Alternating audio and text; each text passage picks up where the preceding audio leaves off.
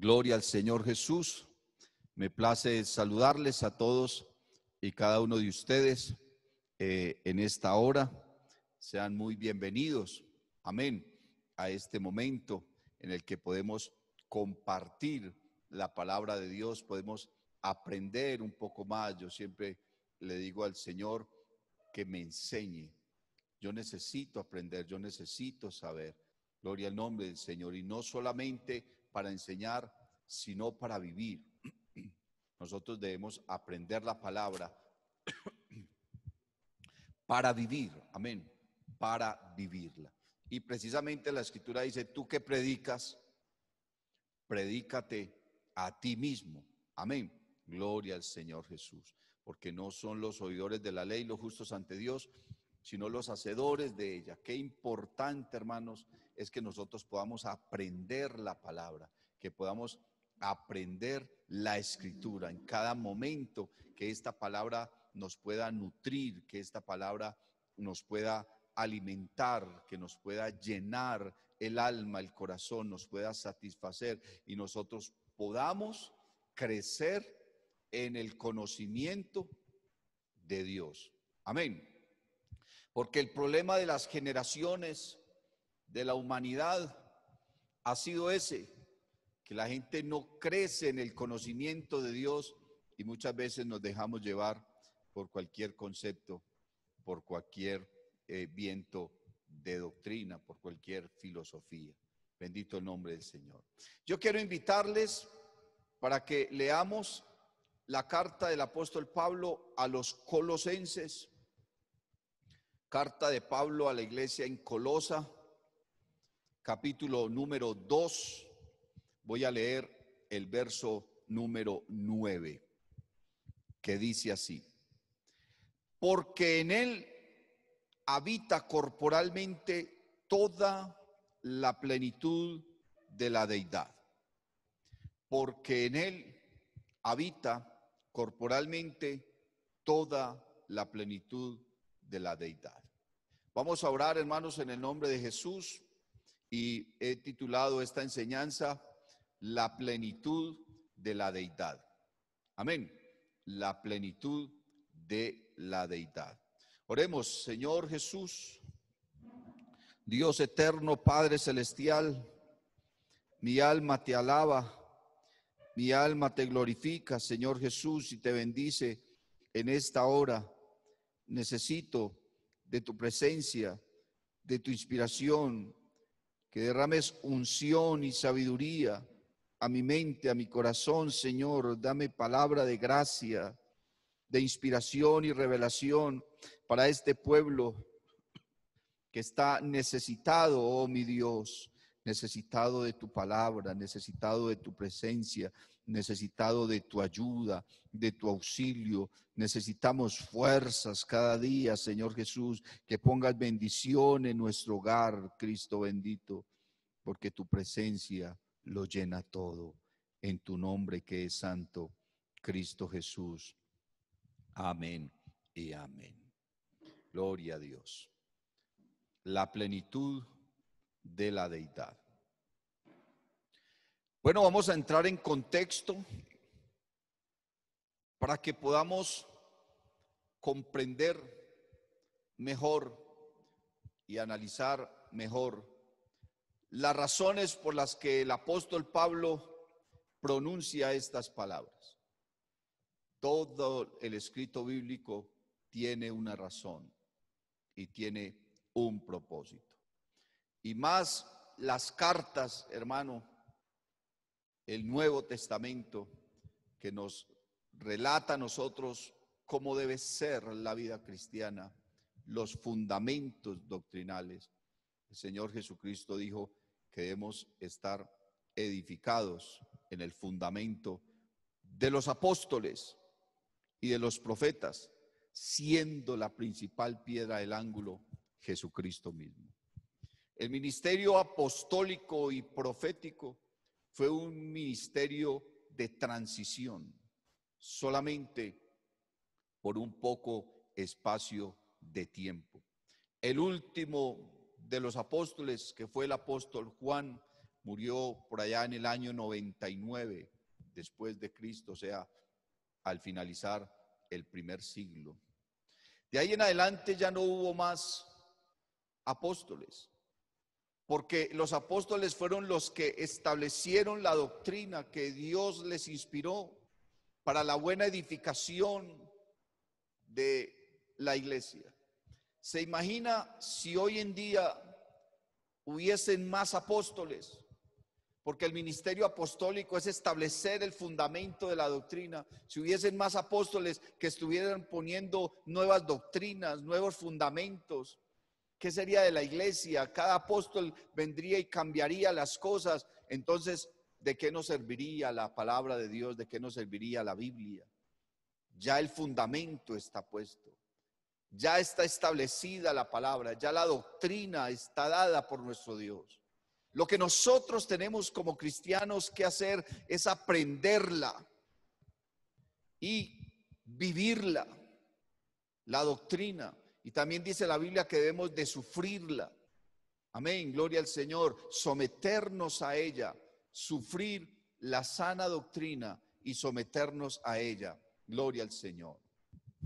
Pero en medio de cada uno de estos escritos en la Biblia hay unas circunstancias que rodean esa palabra, algunos acontecimientos, algunas personas que tuvieron que ver en el fundamento de esa palabra para traernos a nosotros una enseñanza. Gloria al nombre del Señor Jesús. Colosas era una ciudad en el continente asiático, muy cerca de la ciudad de Hierápolis y de la ciudad de Laodicea. Estas tres poblaciones o estas tres ciudades, depende la definición que usted le dé a la palabra ciudad, ¿cierto? En nuestro contexto y en nuestra época hablamos de una ciudad como una metrópoli con semáforos, centros comerciales, millones de personas, pero no necesariamente una ciudad quiere decir eso. Entonces, en ese contexto de población, habían tres ciudades en ese sector muy cercanas, muy cercanas. Podemos compararlo con Bello, Medellín y Envigado, tres ciudades o tres poblaciones muy cercanas. Y esas tres ciudades conformaban una federación de comercio. Esas tres ciudades estaban unidas por su comercio, muy fortalecidas, muy cercanas la una de la otra.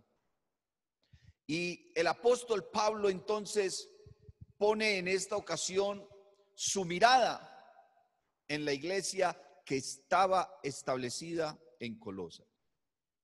Pablo no había visitado a Colosas para ese entonces. Estamos hablando del año 60 después de Cristo. Pablo había estado en Laodicea, pero no había estado en Colosa. El que fundó la iglesia en Colosa fue un pastor llamado Epafrodito. Amén. Gloria al Señor Jesús. Epafrodito, y también se conoce en la Biblia como Epafras. Gloria a Dios. Y su nombre significa agradable. Quiere decir que Epafrodito era un hombre con un carisma y con una gracia del Señor tremendamente especial. Y parece ser que Epafrodito de alguna manera estaba ministrando o estaba supervisando la iglesia en cada una de esas tres poblaciones. Epafrodito tuvo que viajar a la ciudad de Roma. El apóstol Pablo se encontraba prisionero en Roma y tuvo que viajar a Roma a visitar al apóstol Pablo por dos razones. Una, porque habían colectado unas ofrendas que debían hacerle llegar al apóstol Pablo para el buen desarrollo de su ministerio. Gloria al Señor. Y en segundo lugar, porque en estas iglesias, precisamente en ese sector, se estaba presentando un problema tremendamente complicado que se le estaba saliendo de las manos al hermano Epafrodito. Se le estaba saliendo de las manos. Y lo que se le estaba saliendo de las manos era la doctrina. Qué problema tan grande, hermano. Mire que los problemas de doctrina, los problemas religiosos y los conceptos filosóficos no son de ahora, siempre han estado y siempre han atacado la iglesia. Habían doctrinas judaizantes, los judíos que estaban en aquel lugar, que se habían convertido al cristianismo, estaban llevando y arrastrando la iglesia al judaísmo, a que guardaran la ley, a que guardaran el día sábado, para que se hicieran circuncidar. Estaban llevando y arrastrando el pueblo hacia la ley, hacia el judaísmo. Bendito el nombre del Señor Jesús. Estaba la doctrina de los griegos, la mitología griega, que hablaba y enseñaba de muchos dioses, dioses para todo. Para ellos todo era un dios, muchas deidades, y eso de alguna manera estaba impactando también a la iglesia, porque muchos de los que salieron de allá del mundo y se convirtieron al cristianismo antes eran griegos, creían en la religión de los griegos, y muchas cosas de los griegos y de la religión griega se quedó en sus corazones, y erradicar eso parece que no era tan sencillo, parece que no era tan fácil erradicar eso del corazón de los hermanos allá en Colosas. Estaba una religión que venía de Oriente. Cuando se habla de Oriente pensamos en Babilonia, pensamos en una religión pagana. Y esa religión pagana, hermano, tuvo unos inicios en un hombre que la Biblia llamó Nimrod, su mujer Semiramis y su hijo Tamuz. Pero parece que los paganos con el tiempo fueron cambiando los nombres de sus dioses y cambiaron el nombre de Nimrod por Odín, el nombre de Semiramis por Freya y el nombre de Tamuz por Thor. Y esa religión pagana también estaba impactando y estaba golpeando fuertemente las iglesias en aquel sector. Estaban también un grupo de cristianos dentro de la misma iglesia estableciendo una doctrina que consistía en la adoración de los ángeles. Si usted lee bien la carta a los colosenses, se dará cuenta de todo esto. Y ellos querían adorar a los ángeles. Pensaban que los ángeles no solamente eran seres espirituales, sino que también eran deidades, que eran divinidades, eran dioses. Ellos creían que los ángeles eran dioses y que los debían servir y que los debían adorar. Bendito el nombre del Señor Jesús, y que los debían adorar. Bendito el nombre del Señor. Y también había otra religión que se estaba levantando en aquella época, y era la doctrina de los gnósticos, el gnosticismo. Y los gnósticos, hermano, estaban negando la verdadera humanidad de Cristo y estaban negando la verdadera divinidad de Cristo y estaban negando que Cristo había venido en carne. Vea, hermano, en esa época no habían problemas de doctrinas de trinitarismo ni dualismo. Las otras religiones eran politeístas. Ellos por naturaleza creían no en dos o en tres dioses, sino que creían en muchos, ¿cierto? En miles. Y como los budistas, en millones de dioses. Pero parece ser que la discusión que había en la iglesia, las divisiones que se estaban creando y que estaban saliendo del interior de la misma iglesia, eran los que estaban llevando a muchos cristianos a ese pensamiento gnóstico, a negar la divinidad de Cristo, a negar la humanidad de Cristo, a negar la soberanía de Cristo y a negar que Cristo había venido en carne. Bendito el nombre del Señor. Entonces Epafrodito se embarcó en un viaje que quizás pudo haber durado meses y se transportó desde el continente asiático hasta Roma. Eso es una distancia abismal, hermano. Un tiempo por tierra y otro tiempo por mar, y cuántas cosas tuvo que enfrentar Epafrodito para llegar hasta Roma. Cruzó parte del continente asiático y cruzó todo el continente europeo. ¿Cómo le parece, hermano? Eso es un viaje gigantesco, hermano. Hoy en día un avión puede recorrer eso en unas horas, pero en esa época, a pie y por mar, eso eran meses de viaje. Y Epafrodito entonces por fin llegó a la ciudad de Roma y pudo llegar hasta la prisión donde estaba el apóstol Pablo. Pablo estaba prisionero en una casa, todavía no lo habían llevado a una cárcel. Fue después de su tercer viaje misionero que el apóstol Pablo sí está en una prisión como tal romana, pero después de su segundo viaje misionero, que es la ocasión en la que estamos hablando, Pablo está prisionero pero en una casa.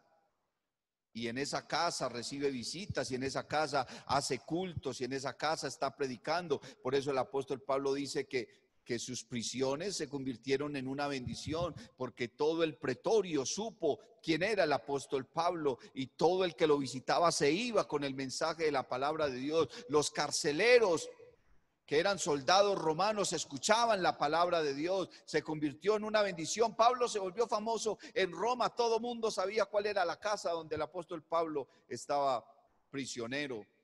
Pero allá tuvo, podemos decir, hermano, una iglesia, un templo donde no pagaba arriendo, donde no pagaba servicios, y podía predicar la palabra a sus anchas. Tenía tiempo de estudiar, tenía tiempo de orar.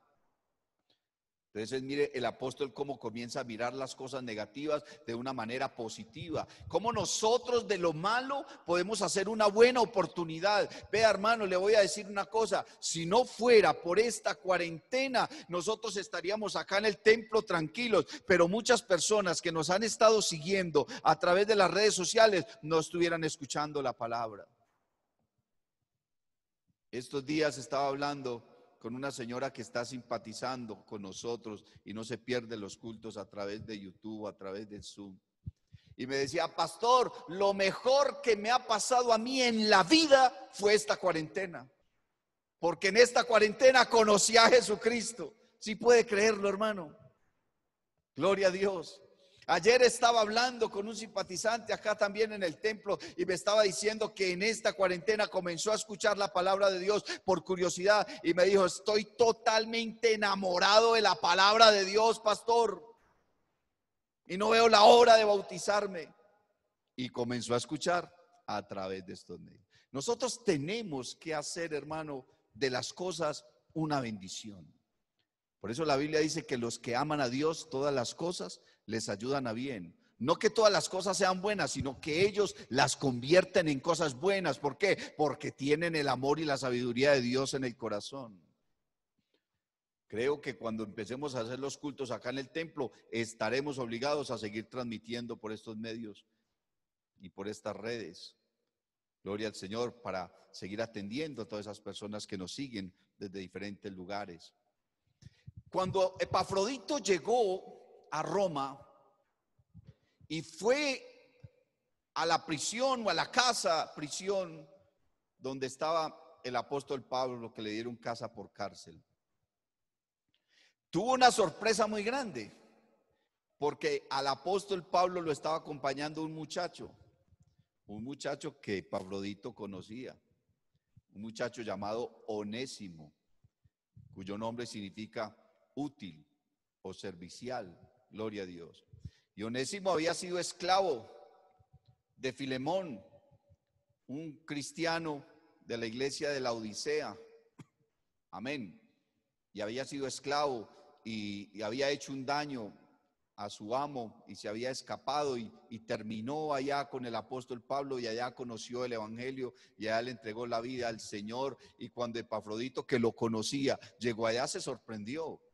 ¿Cómo? Bendito el Señor Jesús. ¿Qué cosas hace Dios? Y lo vio fiel, escuchando la palabra, sirviendo a Dios y al apóstol Pablo. Se convirtió en una bendición para el apóstol Pablo. Y Epafrodito pudo entregar la ofrenda y se sentó con el apóstol Pablo a decirle: hermano Pablo, cosas delicadas y complicadas están sucediendo en Hierápolis, en la Odisea y en Colosa. Y comenzó a hablarle de la doctrina que se estaba levantando, de las divisiones, de la problemática que había en aquel lugar. Y aunque Pablo no conocía a los hermanos en Colosas, se propuso escribir una carta.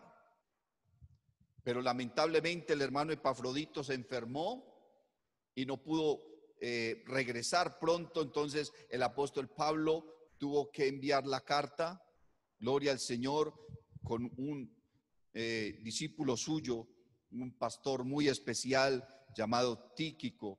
Y por esos días Onésimo también entonces tuvo la posibilidad de viajar, y ellos fueron hasta aquella región y llevaron varias cartas. Llevaron la carta a los Efesios, porque Pablo escribió varias cartas en ese instante. Le llevó la carta, una carta a Filemón, recomendándole a Onésimo para que lo tratara bien y lo tratara como a un hermano en Cristo y le perdonara lo que había hecho. Gloria al Señor Jesús. Le llevó la carta a los filipenses, que era una población también cercana que estaba en el camino. Gloria a Dios. Le llevó una carta a la iglesia de la Odisea, de la cual no tenemos conocimiento, pero sabemos que Pablo escribió una carta a la iglesia de la Odisea. Y llevó también esta carta a los colosenses. Gloria al nombre del Señor Jesús. Hay unas palabras claves en este escrito a los colosenses, que son supremacía y cabeza. Todo escrito en la Biblia tiene unas palabras claves. Toda carta, todo libro, amén, tiene unas palabras claves. Y acá en la carta a los colosenses entonces encontramos dos de ellas. Una es supremacía y la otra es cabeza. O sea que el apóstol Pablo está mostrando y está resaltando la supremacía de Cristo. Que Cristo está por encima de todo principado, de toda potestad. Pablo está mostrando que Cristo está por encima de la creación, que Él es antes de todas las cosas, que todas las cosas en Él subsisten, que Él es soberano. Gloria al Señor Jesús. Y Pablo está diciendo que Cristo es la cabeza de la iglesia, que la iglesia es su cuerpo y Cristo es su cabeza. Gloria al nombre del Señor Jesús. Ahora, regresando al texto, hermano, que tomamos para dar la introducción a esta enseñanza que hemos titulado La plenitud de la deidad. Pablo entonces en este capítulo 2 viene hablando de Cristo. Amén. Viene hablando de Cristo. Y Pablo los dos primeros capítulos los dedica a hablar de pura doctrina, a hablar del conocimiento de Cristo, a hablar del conocimiento verdadero de la divinidad de Dios, de lo que es Dios y de cómo Cristo es Dios manifestado en carne. Y comienza a demostrar el apóstol Pablo. En el capítulo 1 dice que Cristo es el Redentor. También en el capítulo 1 dice que Cristo es el reconciliador. Y también en el capítulo 1 dice el apóstol Pablo que Cristo es el perfeccionador de su iglesia y de su obra. El capítulo 2 Pablo lo dedica a hablar de las falsas doctrinas, de todas esas doctrinas judaizantes, griegas, paganas, gnósticas. Habla de la adoración a los ángeles. Y ya los capítulos 3 y 4, entonces el apóstol Pablo comienza a hablar de la vida práctica del cristianismo. Gloria al Señor Jesús. Como el capítulo 2, Pablo lo dedica a esas falsas doctrinas, a esas doctrinas que niegan la supremacía de Cristo, que niegan que Cristo se hizo hombre, que niegan la divinidad de Cristo. Entonces Pablo en el verso número 8 les dice a ellos: mirad, que nadie os engañe. Hermano, la única manera que nosotros no seremos engañados es cuando conocemos la verdad. Si usted se preocupa por el conocimiento de Dios, por el conocimiento de la palabra, a usted no lo van a engañar tan fácilmente. Usted va a ser siempre una bendición. Vea, el apóstol Pedro dice, hermano, que a este conocimiento debemos añadirle ¿qué? Fe. A la fe, virtud. Gloria al Señor. Dominio propio. Afecto fraternal. Amor. Y dice Pedro, porque si estas cosas están en vosotros y abundan, no os dejarán estar ociosos ni sin fruto en cuanto al conocimiento de nuestro Dios. Estamos en una época, hermano, donde se predica de todo. Y usted escucha cuanta cosa quiera en internet y, como decía en alguna ocasión, y hay argumentos para todo. Si usted quiere justificar algo, en internet usted encuentra gente que habla a favor y en contra de lo que usted está pensando. Y puede justificarlo si quiere. Pero será el conocimiento de la verdad, hermano, lo que nos llevará a nosotros a la reflexión de la verdad y de la vida eterna y alcanzar, hermano, nuestro propósito y nuestro anhelo y nuestro deseo, que es ¿cuál? Partir con Cristo y estar con Cristo. Gloria al nombre del Señor Jesucristo. Qué bueno que los jóvenes, que los adolescentes, que los niños, que los hermanos adultos, que los ancianos, que todos nos preocupemos siempre, siempre por el conocimiento de la palabra, crecer en el conocimiento de la verdad, crecer en esa palabra, saber más y más y más. Saber más de Cristo, como dice una canción. Entonces Pablo le está diciendo a los colosenses, miren, no se dejen engañar por filosofía. La filosofía tiene pensamientos y tiene corrientes y tiene argumentos y tiene doctrinas. Pero la filosofía está basada en el pensamiento del hombre. El fundamento de la doctrina es este: pienso, luego existo. Ese es el fundamento de la filosofía.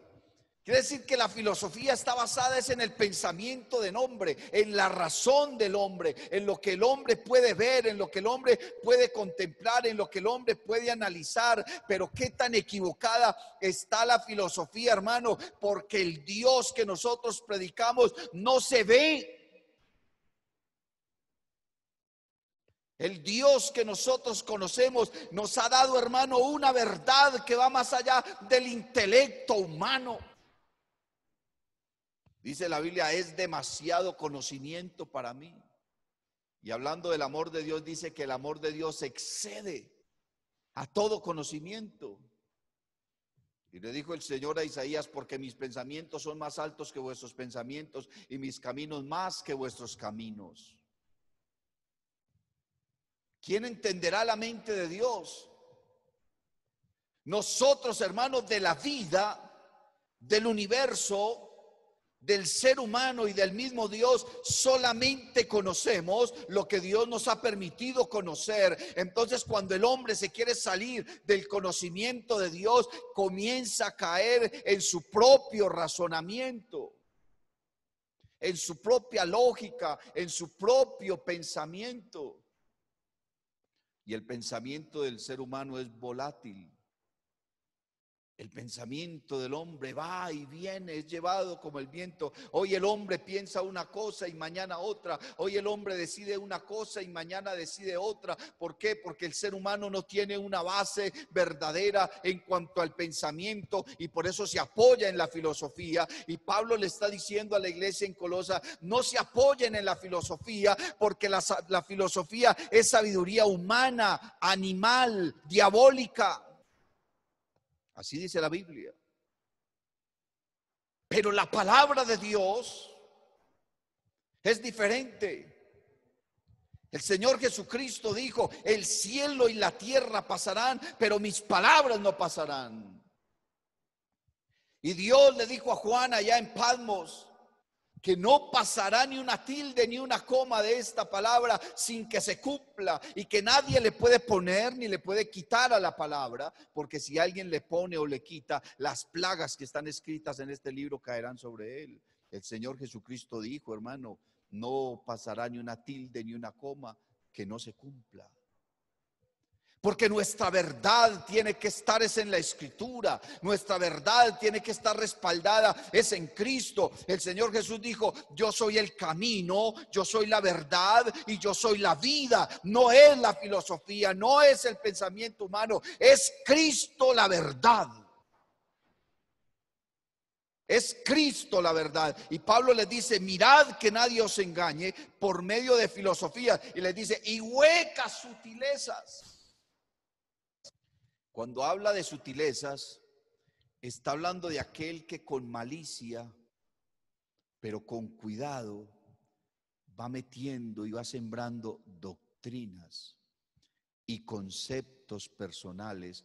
Porque el mundo, hermano, escúcheme esto, el mundo siempre ha estado, hermano, girando en torno de la religión y de la filosofía. Son los grandes poderes en el mundo, y luego comenzó a surgir la política.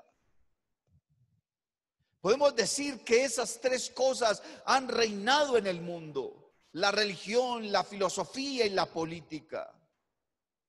Y no podemos convertir, hermano, la palabra de Dios en filosofía y mucho menos en política. Eso no se puede. Ni siquiera convertirla en una religión, porque la religión es las cosas que los hombres hacen para acercarse a Dios, pero el hombre no puede acercarse a Dios. La Biblia dice que la carne no se sujeta a Dios ni tampoco puede. Por eso la gracia de Dios, que es Dios quien se acerca a nosotros. He aquí, yo estoy a la puerta y llamo. Dios no toca, Dios no toca. Dios llama. Él se para a la puerta, no toca. Él llama. Él llama, porque Él habla es al oído. Gloria al nombre del Señor Jesús. Entonces Pablo le está advirtiendo a la iglesia que no se dejen afectar por religiones. Por religiones que lo único que hacen es negar a Cristo, que minimizan a Cristo, que lo convierten en una segunda o tercera persona, más pequeña que otro, que lo único que hacen, hermano, es negar la divinidad de Cristo, que hacen es alimentar el ego, el yo personal, y a basar nuestra vida solamente en el razonamiento mundano, humano, animal y diabólico, dice la Escritura. Mirad que nadie os engañe por medio de filosofías y huecas sutilezas, según las tradiciones de los hombres, conforme a los rudimentos del mundo, y dice, y no según Cristo. Estas religiones, estas filosofías, lo que estaban haciendo era alejar al pueblo de Cristo. Y lo que el apóstol Pablo está diciendo con esto es que todo fundamento doctrinal debe estar, hermano, sobre la roca que es Cristo. Dice el apóstol Pablo, porque nadie puede poner otro fundamento, el cual ya está puesto, que es Cristo Jesús. Y Él es la principal piedra del ángulo. La piedra que desecharon los edificadores ha venido a ser cabeza del ángulo, que es Cristo Jesús. Ahora aquí voy a entrar, hermano, en el tema y en la esencia de esta enseñanza. Pablo entonces en el verso 9 viene hablando de Cristo y mire lo que dice, porque en Él, o sea, en Cristo, habita corporalmente toda la plenitud de la deidad. Vea, hermano, cuando uno se mete en la escritura, uno encuentra que Dios tiene unos atributos. Hay unos atributos que hacen que Él sea Dios, porque solo están en Él. Nadie más los tiene. Son parte de su esencia. Son parte de su divinidad. Están en su ser.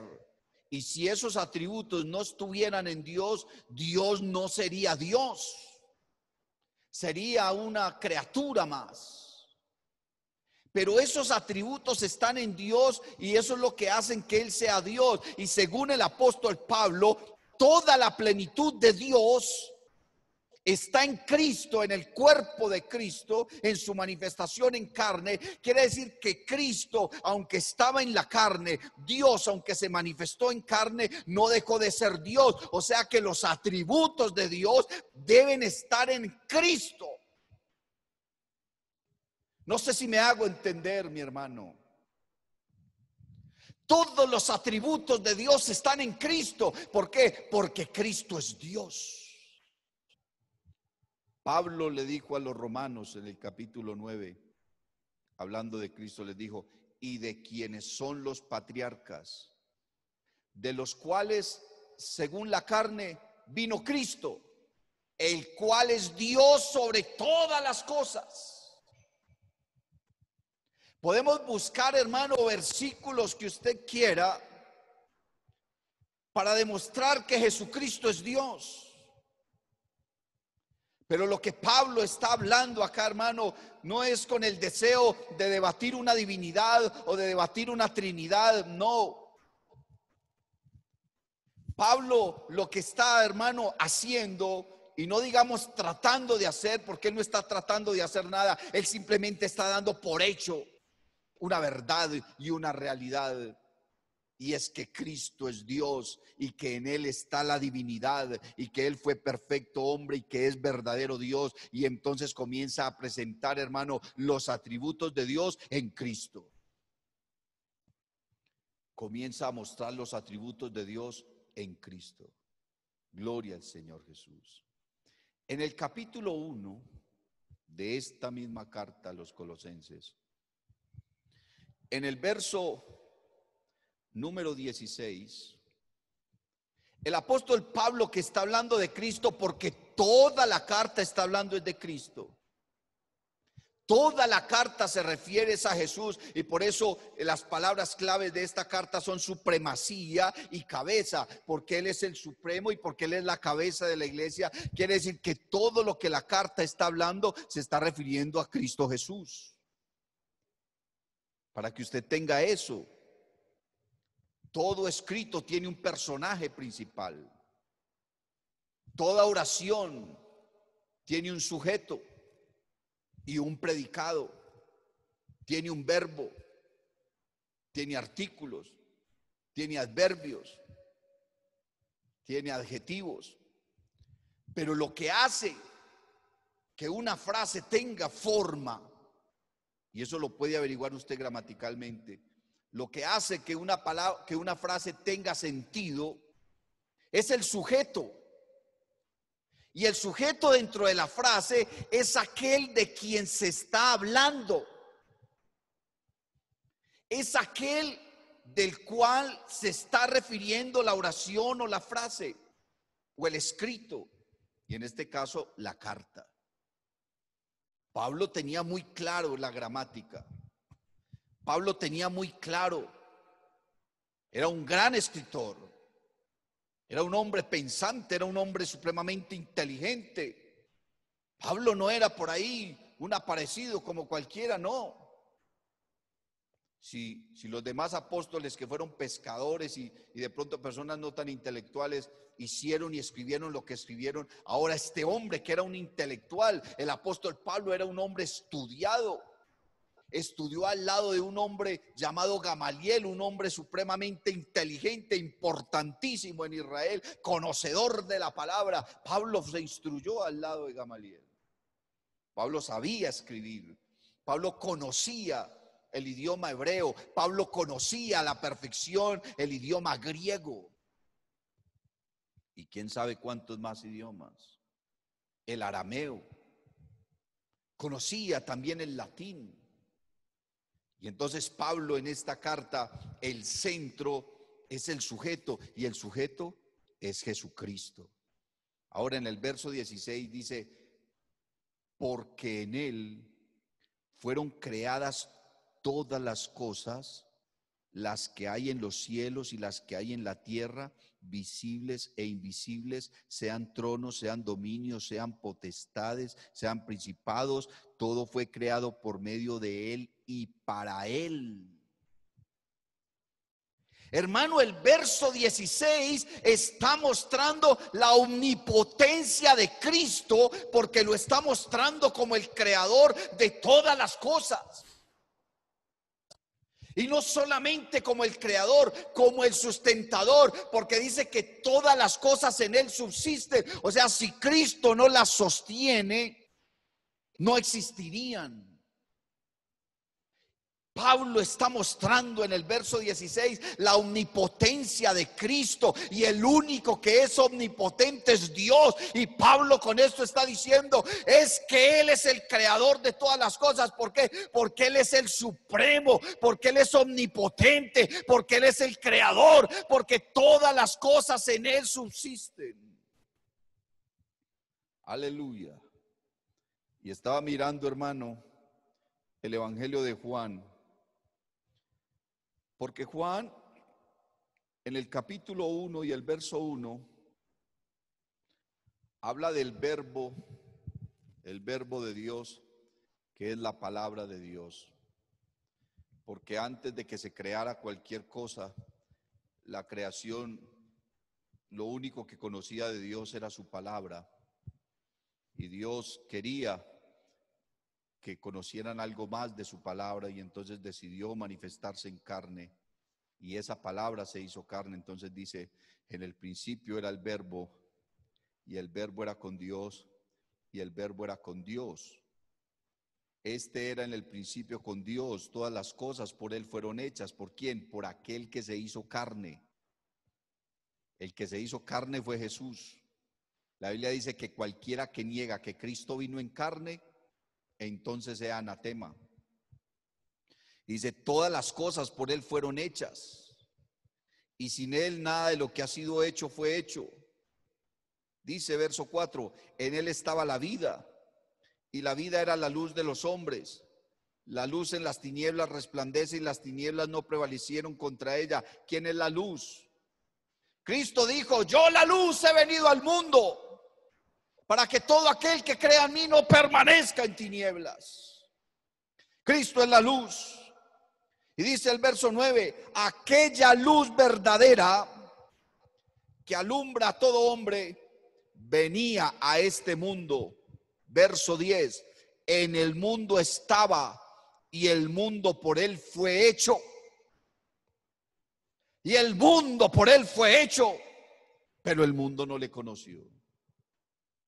No solamente Pablo está demostrando a los gnósticos que Cristo se manifestó en carne y que es el creador de todo, sino que años después Juan, cuando escribe este evangelio en el año 99, tengo entendido, también repite que aquel verbo que se hizo carne es Cristo y que Él es el creador de todo. Gloria al nombre del Señor Jesús. Cristo es omnipotente. Hermano, uno se pone a analizar la creación. Uno se pone a analizar todo lo que Dios ha hecho.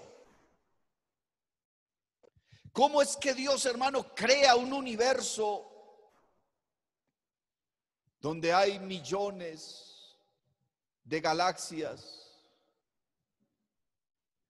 de constelaciones, de sistemas planetarios, de estrellas? Y vivimos en un sistema solar con una estrella llamada Sol. Y Dios pone nuestro planeta, el planeta Tierra, a una distancia tan perfecta del Sol, que si la Tierra estuviera un poco más cerca del Sol, se quemaba. Y si la Tierra estuviera un poco más distante del Sol, se congelaba. Usted no puede vivir en Mercurio. Usted no puede vivir en Venus, porque se quemaría. La potencia de la gloria o de la luz, porque la Biblia cuando habla de gloria está hablando de luz. La potencia de la luz y del resplandor del sol y del calor del sol nos fundiría inmediatamente. Pero si nos vamos un poco más lejos, entonces nos congelaríamos. Si nos fuéramos a vivir a Saturno, si nos fuéramos a vivir a Plutón, si nos fuéramos a vivir a Urano, entonces allá nos congelaríamos, no soportaríamos el frío porque estaríamos supremamente distantes del sol. Pero Dios, esto no fue una casualidad, hermano, que dicen los científicos, no crea eso. Dios es el creador y sustentador. Dios es un ser inteligente, creativo, hermano, y sabe qué fue lo que hizo. Y puso la tierra donde la debía poner. Y Dios le dijo a Job que él había trazado el círculo de la tierra y la había colgado sobre nada. ¿Sabes qué es lo que sostiene el universo? Un sistema llamado magnetismo. Todos los cuerpos en el universo tienen fuerza de gravedad que atraen a los objetos a sí mismos. Pero si los objetos están a determinada distancia, no los forza a atraer a sí mismos, sino que los mantiene en órbita. Pero si los objetos se alejan demasiado, ya se desprenden. Pero Dios puso al sol donde debía ponerlo, puso la tierra donde debía ponerla, la luna la puso a la distancia perfecta de la tierra para que ni se estrelle con nosotros ni tampoco se aleje. La fuerza de gravedad, la fuerza magnética, y a su vez todos los planetas giran alrededor del sol, pero no se chocan con el sol ni se chocan los unos con los otros. La Tierra no se choca con Marte, ni con Júpiter, ni con Venus, ni con Mercurio, ni con ninguno, porque cada uno está puesto a su distancia. Y el sistema solar nuestro está girando también. Y nuestra galaxia está girando, y así todos los millones y millones de galaxias y de constelaciones, todo está puesto en su lugar. Y dice la Biblia que Dios puso eternidad en ellos,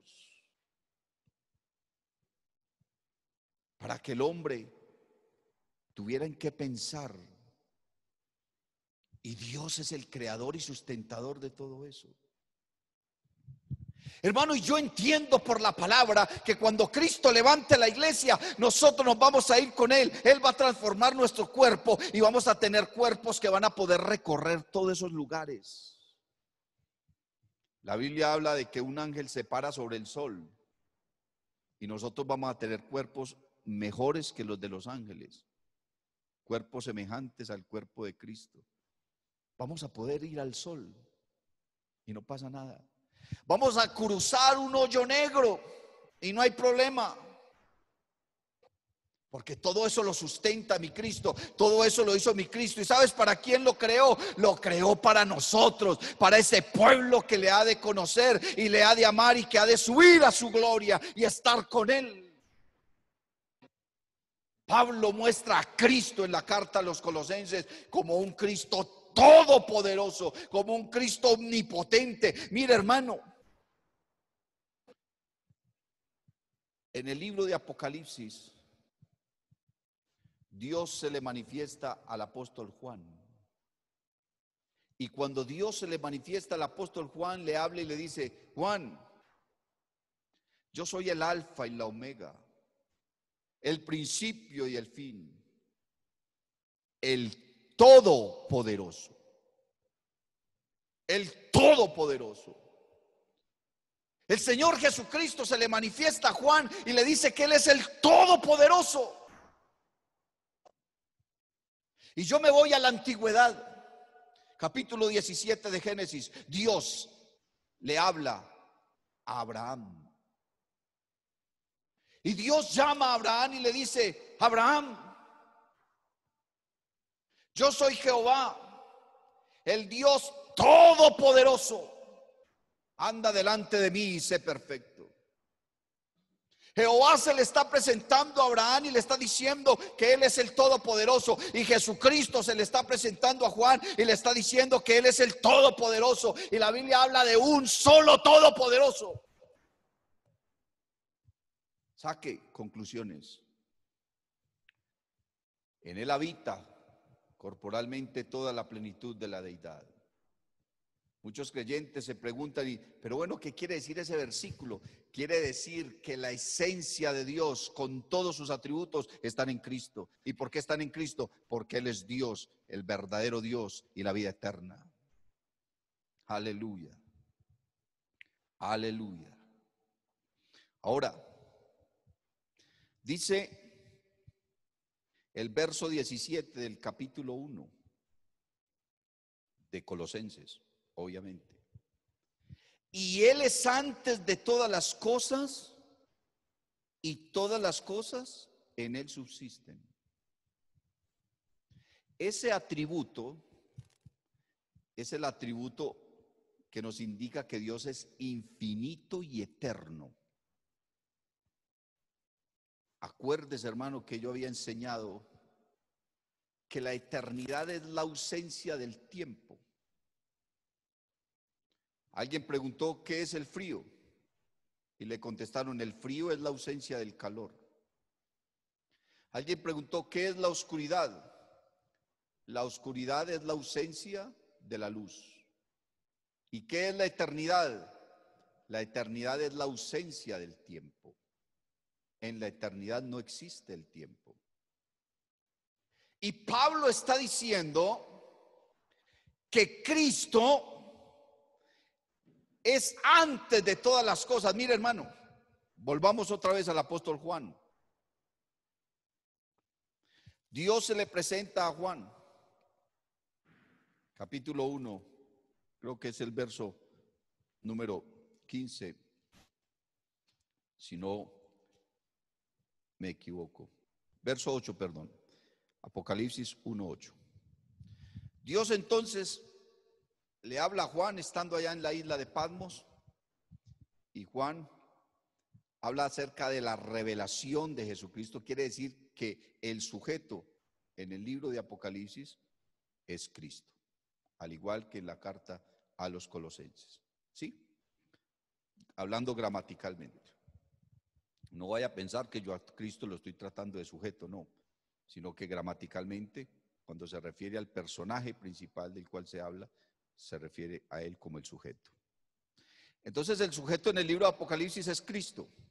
Capítulo 1, verso 8. Dios se le manifiesta a Juan y le dice: Juan, yo soy el alfa y la omega,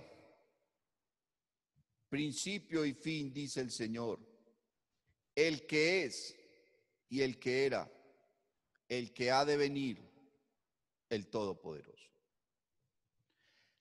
Alfa y omega son dos letras.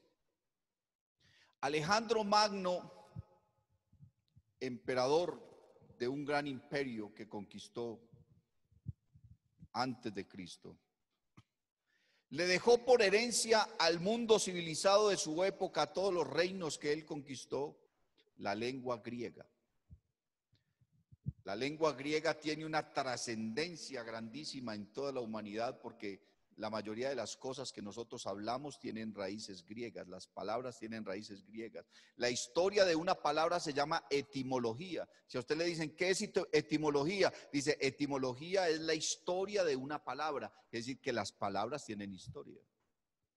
No solamente los hombres tienen historia, no solamente las cosas tienen historia. No solamente el mundo tiene historia, las palabras que nosotros hablamos, cada una de ellas tiene una historia, y según esa historia etimológica, entonces nos da el significado de lo que estamos diciendo, y aprendimos a usar eso, y aprendimos a comunicarnos, aprendimos a hablar. Entonces, en el griego encontramos muchas de las raíces etimológicas o históricas de las palabras. Y el griego tiene un alfabeto, el alfabeto griego, así como nosotros en nuestro idioma tenemos un alfabeto que es A, B, C, D, E, y la última letra es la Z, la primera es la A y la última es la Z. En el alfabeto griego encontramos dos letras, la primera y la última. La primera es la letra alfa y la última es la letra omega. Cuando el Señor se compara con el alfa y la omega, Él no está queriendo decir que sea el primero o el último, porque la letra alfa no indica que es la primera. La letra alfa lo que indica es que antes de ella no hay nada. Y omega no significa que es la última. Omega lo que significa es que después de ella tampoco hay nada. Entonces, cuando Cristo usa ese lenguaje, y así lo entienden los griegos, de pronto para nosotros se nos dificulta un poco entender o analizar este asunto o aceptarlo, es porque nosotros no hablamos griego. Pero si usted hablara con un griego y llevara esto a la gramática griega, ellos entienden que la letra alfa lo que está indicando es que antes de ella no hay nada, y que la letra omega lo que está indicando es que después de ella no hay nada. Cristo lo que le quiso decir a Juan: mira, yo soy aquel que antes de mí no hubo nadie, ni después de mí lo habrá.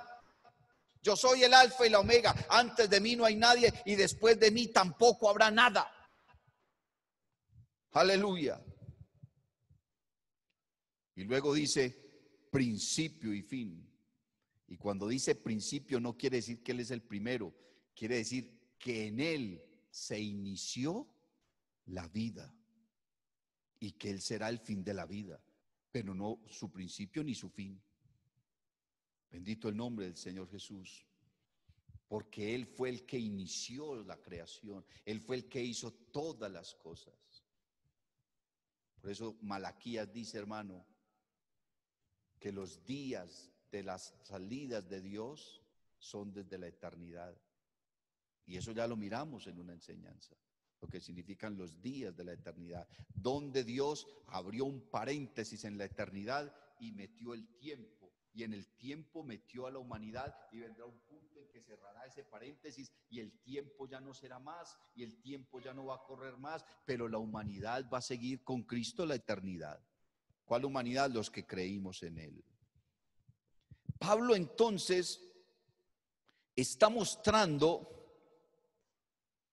en el verso 17 que Cristo es eterno, que Cristo es infinito. Gloria al Señor Jesús. Que antes de Él no hay nada y que después de Él no habrá nada. Dice, y Él es antes de todas las cosas y todas las cosas en Él subsisten. Aleluya. Y todas las cosas en Él subsisten. Ahora, el verso número 18 dice, y Él es la cabeza del cuerpo, que es la iglesia, el que es el principio, el primogénito de entre los muertos, para que en todo tenga la preeminencia. Cuando Pablo dice que Cristo es la cabeza de la iglesia, lo está mostrando a Él como el soberano. Amén. Porque el único que es soberano es Dios. ¿Y qué indica soberanía? ¿Qué indica soberanía? Gloria al nombre del Señor Jesús. Soberanía indica que Él es el legislador, que sobre Él no hay más nada. Está indicando que Él es el que da la ley. Amén. Que Él es el que establece la palabra. Dice Apocalipsis, el capítulo 1 y el verso 5. Y de Jesucristo, el testigo fiel, el primogénito de los muertos y el soberano de los reyes de la tierra. Y el soberano de los reyes de la tierra, al que nos amó y nos lavó de nuestros pecados con su sangre. Dios le está diciendo a Juan que Cristo es el soberano de los reyes de la tierra. Y alguien me puede decir, pastor, pero está hablando de los reyes de la tierra y de los del cielo, ¿qué? Pues la Biblia dice, hermano, que en el nombre de Jesucristo se doblará toda rodilla de lo que hay arriba en el cielo y abajo en la tierra y debajo de la tierra. Y toda lengua tendrá que confesar que Jesucristo es el Señor. Si en el cielo hay principados, potestades, hay seres espirituales, hermano, todo lo que esté en el cielo tendrá que doblar sus rodillas ante Cristo, porque Él es el soberano del cielo y Él es el soberano de la tierra. Porque Él es el soberano del cielo y es el soberano de la tierra. Quiere decir que no hay nadie más importante que Él. Quiere decir que no hay nadie más santo que Él. No hay nadie que pueda poner una palabra por encima de Él. Alabanzas al nombre del Señor Jesús. Y estaba mirando, hermano, el Salmo 24 y el verso 7. ¿Cómo reciben a Cristo en el cielo cuando Él ascendió? Cristo estaba con sus discípulos en el monte de las Olivas y el Señor comenzó a flotar y ascendió al cielo y se desapareció de los ojos de ellos. Y cuando Cristo estaba entrando al cielo, ¿cómo lo recibieron? Salmo 24, 7. Dice, alzad, oh puertas, vuestras cabezas, y alzad vosotras puertas eternas, y entrará el Rey de gloria. ¿Qué es un rey? Un rey es un soberano. Un rey es alguien sobre el cual no hay ninguna autoridad. Él es la máxima autoridad. El rey es el que decide las leyes, los decretos, los estatutos, los mandamientos, los juicios y también la misericordia. Él es el soberano. Y dice, alzado puertas vuestras cabezas y alzado vosotras puertas eternas y entrará el Rey de gloria. Cristo era el que estaba entrando al cielo y lo recibieron como el Rey de la gloria. Y Cristo es soberano sobre los muertos, porque Él es soberano sobre la vida y sobre la muerte. Es soberano. Él resucitó a Lázaro, resucitó la hija de Jairo, resucitó al hijo de la viuda de Naín, se resucitó a sí mismo. El Señor Jesucristo dijo: yo tengo poder para poner mi vida y tengo poder para volverla a tomar. Cristo es soberano sobre su creación. Dígame, ¿quién caminó sobre el mar como Cristo? Nadie caminó sobre el mar como Cristo. Cristo es soberano sobre los elementos, convirtió agua en vino, traspasó, hermano, un reino mineral a un reino natural. Eso solamente lo hace el soberano. Aleluya. Cristo, hermano, tiene el poder y la soberanía sobre las cosas. Multiplicó panes y peces por miles. Eso solamente lo hace Cristo. Cristo es omnipresente. Él está aquí, está allá. Hermano, la Biblia dice que lo estaban empujando a un despeñadero y se les desapareció de los ojos y apareció en otro lugar, porque es omnipresente Cristo. Aleluya. Cristo estaba en un lugar con sus discípulos y les dijo: vea, váyanse en la barca, boguen mar adentro, que yo me voy a ir a orar. Y se fue al monte a orar, y a la medianoche se les apareció a ellos caminando sobre el mar. ¿Por qué? Porque es omnipresente. Cristo es omnisapiente, lo sabe todo. La Biblia dice que el Señor Jesús no se fiaba de nadie porque Él conocía el corazón de los hombres. Cuando Cristo estaba haciendo un milagro y estaba perdonando pecados, la gente decía: pero ¿quién es este que perdona pecados? Si el único que perdona pecados es Dios. Y dice la Biblia que Cristo, conociendo el pensamiento de ellos, les dijo: para que ustedes sepan que el Hijo del Hombre tiene autoridad o potestad para perdonar pecados, le dijo a ese hombre: levántate y camina. Porque Cristo lo conoce todo. Y como Cristo lo conoce todo, predijo la destrucción de Jerusalén. Claro, en el año 70 fue destruida. Cristo, hermano, habló de las señales antes del fin. Habló de los juicios antes del fin. Porque Cristo es omnisapiente. Cristo lo sabe todo. Y por eso, hermano, el apóstol Pablo dijo: aleluya, porque en Él habita corporalmente toda la plenitud de la deidad, y vosotros estáis completos en Él, que es la cabeza de todo principado y potestad. Aleluya, que es la cabeza de todo principado y potestad.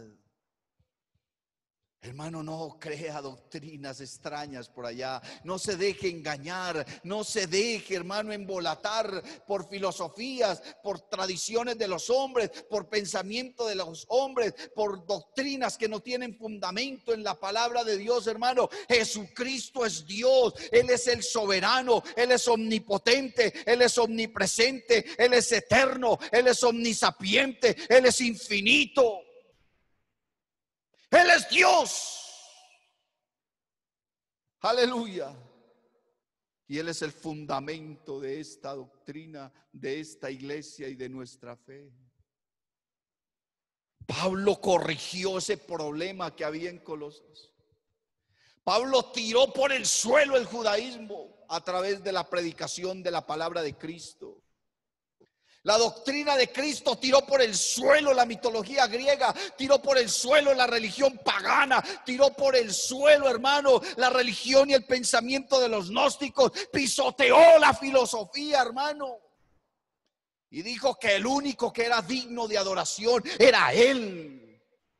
El diablo llevó al Señor a una cúspide alta y le dijo: adórame y te entregaré todos los reinos. Y el Señor le dijo: al Señor tu Dios adorarás, solo a Él le servirás. Y aquellos que estaban predicando que había que adorar a los ángeles quedaron avergonzados y todo eso quedó por el suelo. Tienes que exaltar a Cristo en tu vida, tienes que exaltar a Cristo en tu corazón. Tu vida tiene que ser cristocéntrica, tu predicación tiene que ser cristocéntrica. No podemos predicar a otro, tenemos que predicar a Cristo y a este crucificado,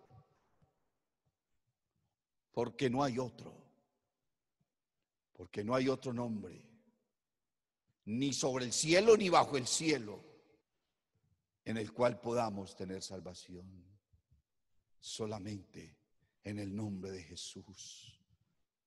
¿Por qué no levantas tus manos, hermano? ¿Por qué no te presentas delante del Señor en esta hora y simplemente lo adoras? Dios te bendiga.